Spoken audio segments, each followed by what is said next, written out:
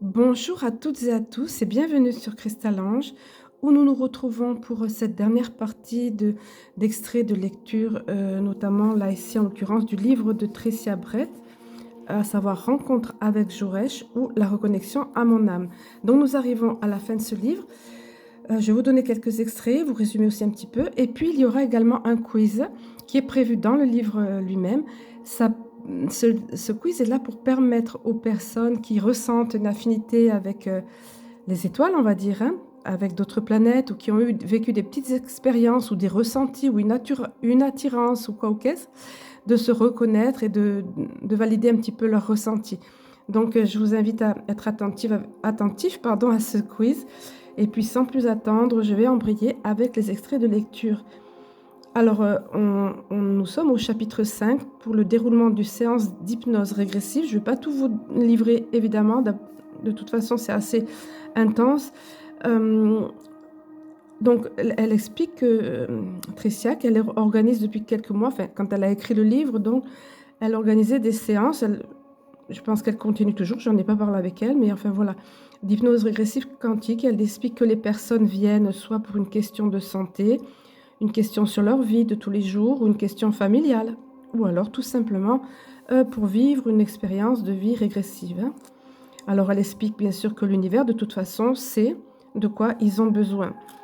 Ensuite, pour le déroulement, elle explique que le subconscient, quand il accepte de venir répondre aux questions, elle précise que c'est le cas 9 fois sur 10, est empreint très aimable, empreint de compassion envers l'être humain et d'amour évidemment, hein, voilà. Et puis bien sûr, il sait avec certitude ce qui est bon pour lui et il va lui donner des éclairages, directives de sa vie. Elle explique tout ça, des directives pleines de sécurité, remplies de bon sens. Je vous donne quelques mots-clés. Un petit paragraphe où elle dit: nous avons tous notre âme en nous qui nous dit sans arrêt des choses. Nous ne l'écoutons que si nous savons écouter. C'est peine perdue si nous ne sommes pas éveillés.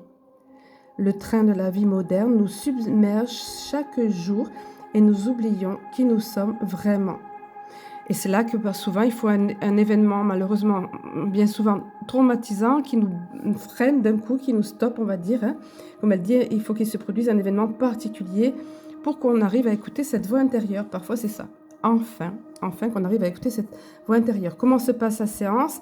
Elle dit le plus naturellement possible, elle écoute, j'écoute, je questionne, on ne s'apitoie pas, on garde la distance, voilà, nous sommes le thérapeute, nous sommes là pour écouter, diriger le questionnement. Ensuite, on s'allonge, on pratique l'induction afin de mettre la personne en état de conscience modifié. Donc la personne a toutes ses facultés, elle entend, elle répond, elle est entièrement consciente, mais elle est déjà dans le champ quantique de l'univers, sans espace, sans temps, pour aller chercher les mémoires anciennes, les vies antérieures. Et de là, et nous tirerons, dit-elle, un enseignement, une voie à suivre. Puis elle explique lentement le SC, donc en lettres majuscules, ce qui veut dire supraconscient ou subconscient, nous donne aussi des enseignements tout autres. Il nous permet de recevoir des visions, par exemple, ou des guérisons que nous ne pouvions soupçonner. C'est un moment que je privilégie, nous dit-elle, d'autant plus car il peut s'adresser à la personne comme à moi-même. C'est un moment hors du temps incroyable. Ces moments vécus de partage quantique sont des moments de pureté intense. Le client, lui, est abasourdi et ne se rappelant pas toujours ce qui a été dit. Et il est complètement nettoyé de toute impureté. Le subconscient est passé par là, quoi. Ce n'est pas rien, c'est tout. La sortie du corps, nous dit-elle encore, par exemple, est aussi un phénomène bien connu pour les spirituels. Voilà. Ensuite, elle explique: être dans l'espace quantique, c'est être vraiment ce que nous sommes au départ. Le sentiment que l'on ressent quand on est hors de la Terre, c'est d'être plus fort, plus grand, plus lumineux. Une petite conclusion à ce chapitre: laissons-nous guider par nos intuitions. Nos anges gardiens sont là également pour veiller sur nous et impulser des désirs tapis au plus profond de nous qui n'osaient pas sortir à la lumière. Laissons rayonner notre lumière intérieure si grande. Elle vient de l'univers. Elle provient de l'extraterre ou de l'intraterre aussi. Agrandissons nos cœurs avec l'espoir que tout ici n'est qu'une partie d'un tout bien plus grand qui ne veut que notre bien. Une petite citation de Jalal ad-Din Rumi. Le passé et le futur n'existent qu'en relation avec toi. Tous deux ne sont qu'un. C'est toi qui penses qu'ils sont deux. Voilà, ensuite, on embraye sur chapitre 6, le témoignage de sa seconde hypnose.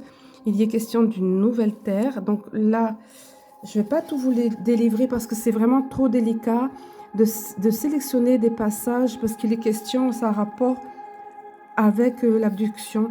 Donc,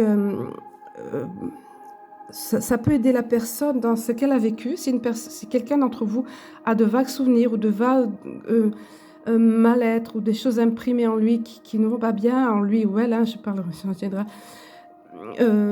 ça peut faire écho, mais c'est trop délicat de vous donner que quelques extraits, parce que c'est assez intense. Donc là, je vous invite à vous référer au livre.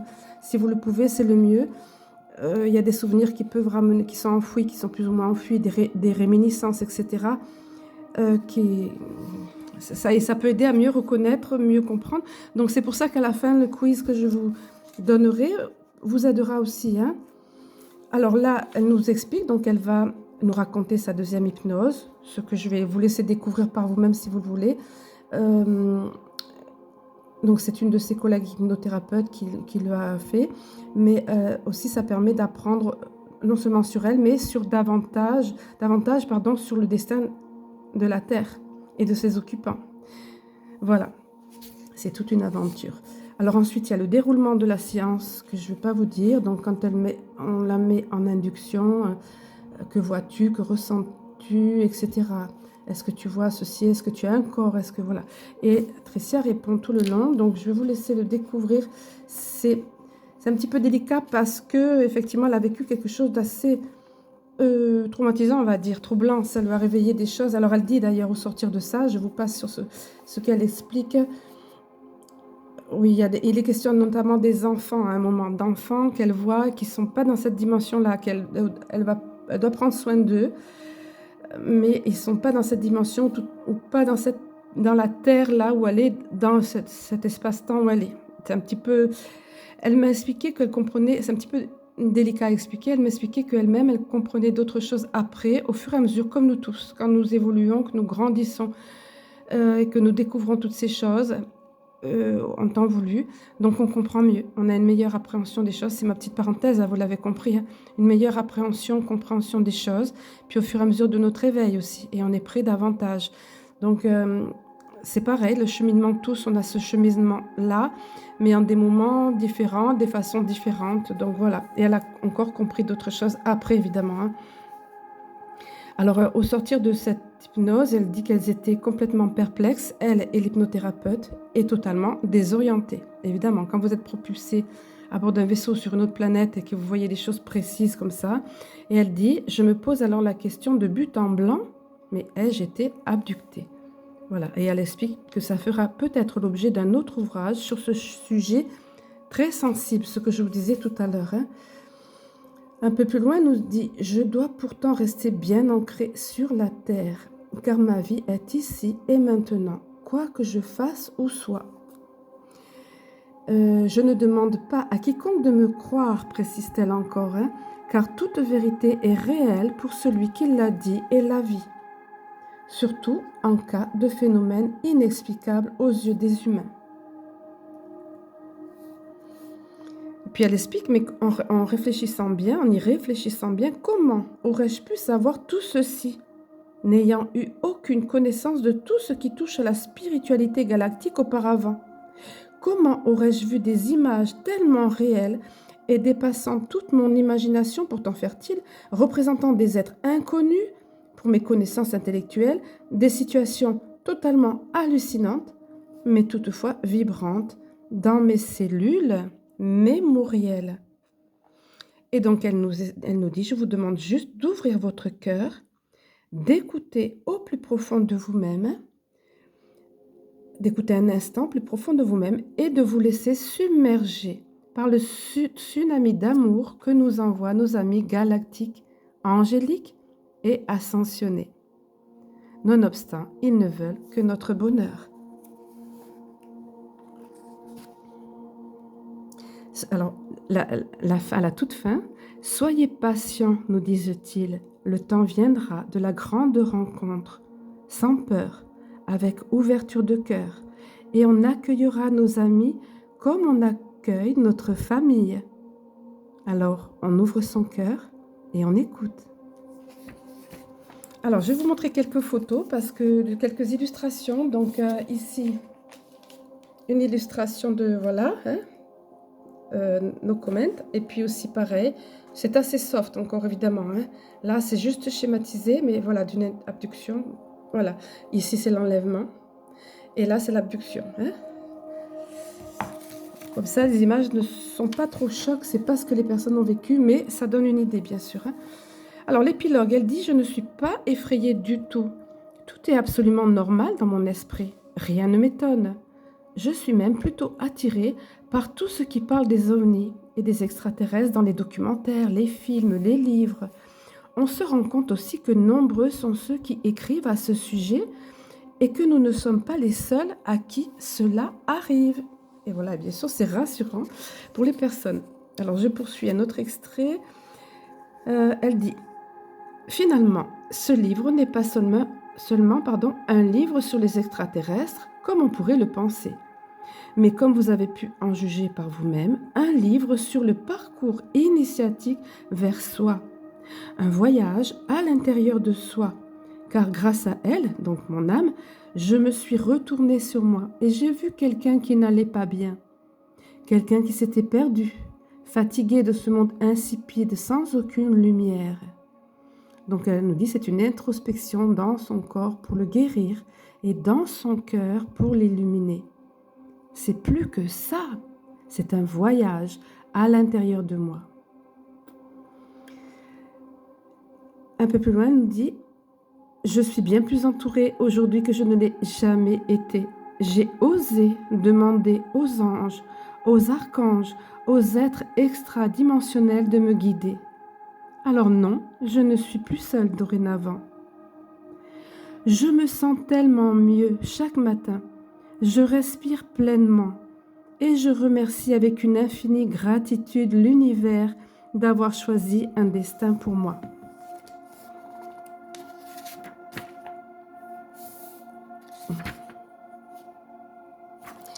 Alors, la conclusion. Oui, je pense que je peux vous livrer cette conclusion entière, l'extrait de The Essential Rumi. Je ne sais pas si j'ai bien prononcé, mais bon. Ce n'est pas une fin, ce n'est que le commencement.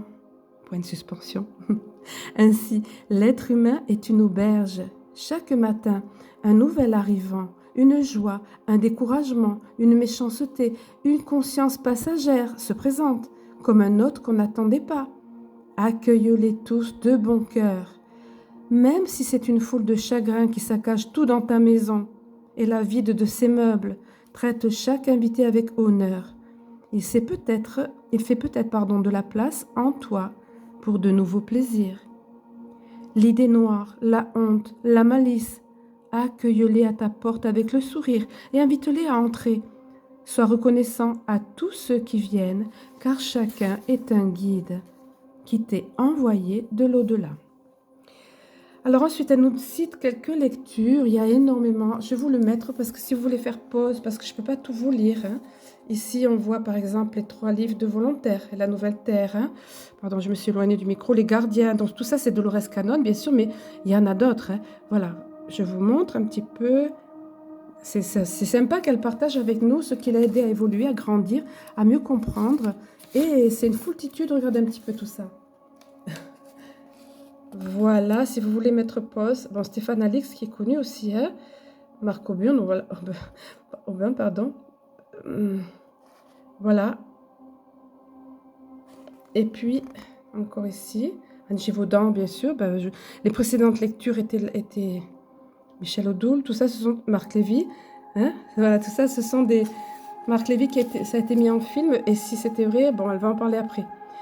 Revenir ou la science de la réincarnation, je ne connais pas ça. Enfin voilà, je vous montre Elena Danaan, bien évidemment. Il y a eu d'autres ouvrages depuis. Moi, j'ai celui-ci, j'ai juste parcouru, mais il y en a eu d'autres. Hein. Les films importants aussi, voilà. Apparition, beaucoup d'entre vous connaissent Au-delà de nos rêves, Birth, tout ça. Et si c'était vrai, le voilà, le film qui revient, La Cité des Anges, je vous montre, pardon, je bouge peut-être. Voilà, si vous voulez puiser dans sa bibliothèque pour vous-même, pour vous y retrouver, il y a la prophétie, alors je l'ai vu quelque part, Prophétie des Andes, voilà, c'est ça évidemment, hein. Des films dits cultes, c'est pas un méga film, mais on y apprend énormément de choses. Voilà. Alors c'est infini, hein, je veux dire, c'est extrêmement fourni. Voilà, Marie-Madeleine ici, je vous montre.